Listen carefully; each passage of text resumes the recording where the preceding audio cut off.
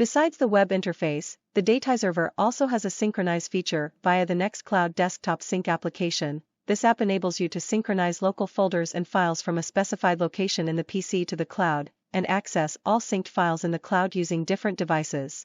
Installing the Nextcloud Desktop Sync application. The latest version of the Nextcloud Desktop Sync application can be downloaded via the Nextcloud download page. It is available in Windows, Mac OS, and Linux distributions. Setting up the desktop client. After successful download and installation of the Nextcloud Desktop Sync, the following steps are necessary to start using the application.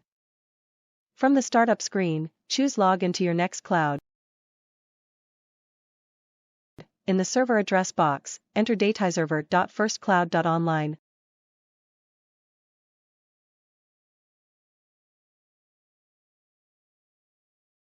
Log in through the browser window with your credentials to connect the desktop client with the Dateiserver account.